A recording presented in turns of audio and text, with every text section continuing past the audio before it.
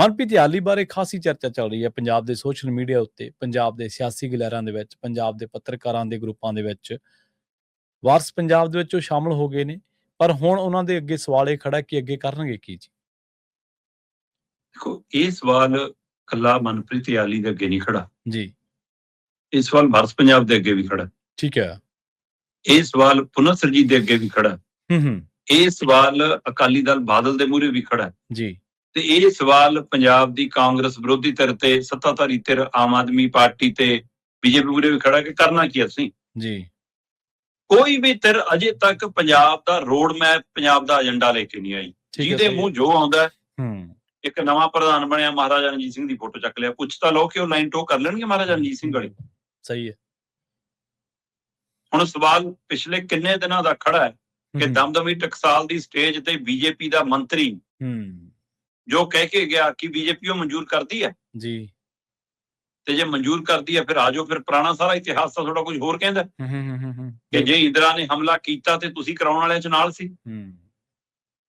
ਤੇ ਫਿਰ ਹੁਣ ਤੁਹਾਡਾ ਮੰਤਰੀ ਲਾਈਨ ਕਿਉਂ ਟੋ ਕਰ ਰਿਹਾ? ਤੇ ਜੇ ਉਹ ਮੰਤਰੀ ਦੀ ਫਿਰ ਅਮਿਤ ਸ਼ਾਹ ਨੂੰ ਕਹਿਣਾ ਕਿਉਂ ਪੈ ਗਿਆ? ਤਾਂ ਉਹਦੀ ਨਿੱਜੀ ਰਾਏ ਹੈ। ਸਹੀ ਹੈ। ਤੇ ਜੇ ਤੁਸੀਂ ਇਹ ਕਹਿੰਦੇ ਹੋ ਉਹਦੀ ਨਿੱਜੀ ਰਾਏ ਆ, ਫਿਰ ਤੁਸੀਂ ਮੰਨ ਰਹੇ ਹੋ ਨਾ ਕਿ ਹਮਲਾ ਕਰਾਉਣ ਵਾਲੇ ਚ ਤੁਸੀਂ ਨਾਲ ਸੀ। ਸਹੀ ਹੈ। ਤੇ ਇਸ ਲਈ ਤੁਹਾਡੀ ਤਾਂ ਕਿਤਾਬਾਂ ਇਤਿਹਾਸ ਬੋਲਦਾ, ਅਡਵਾਨੀ ਦੀ ਕਿਤਾਬ ਬੋਲਦੀ ਹੈ। ਜਿਨ੍ਹਾਂ ਨੂੰ ਤੁਸੀਂ ਪਦਮ ਸ਼੍ਰੀ ਦਿੰਦੇ ਹੋ ਉਹਨਾਂ ਨੇ ਕੀ ਕੁਝ ਕਰਤੂਤਾਂ ਕੀਤੀਆਂ ਸਾਰਿਆਂ ਨੂੰ ਪਤਾ।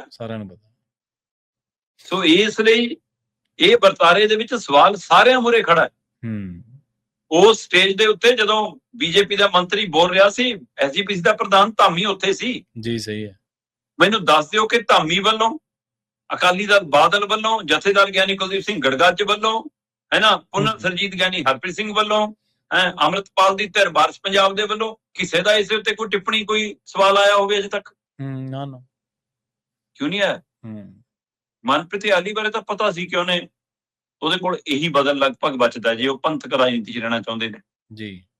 ਮਾਨ ਦਲ ਨੇ ਲੈਣਾ ਨਹੀਂ, ਅਕਾਲੀ ਦਲ ਲੈਣਾ ਨਹੀਂ ਚਾਹੁੰਦਾ ਤੇ ਆਪ ਜਾਣਾ ਨਹੀਂ ਚਾਹੁੰਦੇ ਬਾਦਲ ਧਿਰ ਨਾਲ, ਪੁਨਰ ਸਰਜੀਤ ਦੇ ਵਿੱਚ ਜੋ ਚਾਹੁੰਦੇ ਸੀਗੇ ਉਹ ਮਿਲ ਨਹੀਂ ਰਿਹਾ। ਤੇ ਇਸ ਲਈ ਫਿਰ ਵਾਰਸ ਪੰਜਾਬ ਇੱਕ ਰਾਹ ਬਚਦਾ ਸੀ। ਔਰ ਜਿਸ ਦਿਨ ਦੇ ਮਤਲਬ ਕਿ ਇਸ ਤਰੀਕੇ ਨਾਲ ਵਿਚਰਨ ਲੱਗੇ ਨੇ, ਉਹ ਪੁਨਰ ਸਰਜੀਤ ਦੀ ਬਜਾਏ ਵਾਰਸ ਪੰਜਾਬ ਤੋਂ ਪਹਿਲਾਂ ਹੀ ਵੱਧ ਨਜ਼ਰ ਆਉਂਦੇ ਸੀ।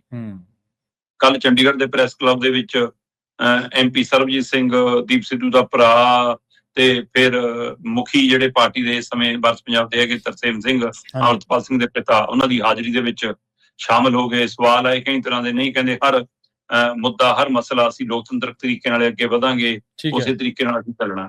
ਪਰ ਜਿਹੜੀ ਗੱਲ ਤੁਸੀਂ ਕਰ ਰਹੇ ਹੋ ਕਿ ਕਰਨਾ ਕੀ ਹੈ, ਇਹੀ ਸਵਾਲ ਪੰਜਾਬ ਜਾਣਨਾ ਚਾਹੁੰਦਾ। ਇੰਨਾ ਕਹਿ ਕੇ ਨਹੀਂ ਸਰਨਾ ਕਿ ਹਾਂ ਅਸੀਂ ਬੀਜੇਪੀ ਨਾਲ ਗੱਠਜੋੜ ਨਹੀਂ ਕਰਾਂਗੇ, ਪਰ ਤੁਸੀਂ ਕਰੋਗੇ ਕੀ?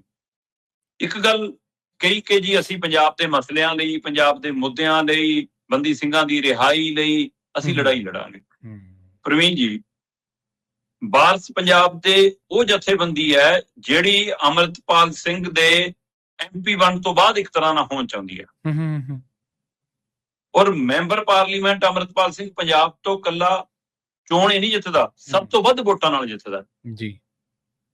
ਤੇ ਜਿਹੜੇ ਅੰਮ੍ਰਿਤਪਾਲ ਦੇ ਪਰਿਵਾਰਕ ਜੀ ਨੇ, ਸਮਰਥਕ ਨੇ, ਸਾਥੀ ਨੇ, ਉਹੀ ਨਹੀਂ, ਆਮ ਪੰਜਾਬੀ ਵੀ, ਆਮ ਲੋਕ ਵੀ ਇਹ ਕਹਿ ਰਹੇ ਨੇ ਕਿ ਵੀ ਜੇ ਬੰਦਾ ਮੈਂਬਰ ਪਾਰਲੀਮੈਂਟ ਬਣ ਗਿਆ, ਉਹਨੇ ਸੰਵਿਧਾਨ ਅਨੁਸਾਰ ਸਹੁੰ ਚੱਕ ਲਈ, ਫਿਰ ਉਹਦੇ ਤੇ NSA ਦਾ ਅਰਥ ਕੀ ਹੈ? ਬਿਲਕੁਲ ਸਹੀ। ਫਿਰ ਉਸ ਡਿਬਰੂਗੜ੍ਹ ਜੇਲ੍ਹ ਦਾ ਅਰਥ ਕੀ ਹੈ? ਉਸ ਨੂੰ ਸੰਸਦ 'ਚ ਬੋਲਣ ਦਾ ਮੌਕਾ ਕਿਉਂ ਨਹੀਂ? ਇਹ ਸਾਰੇ ਪੁੱਛਦੇ ਨੇ।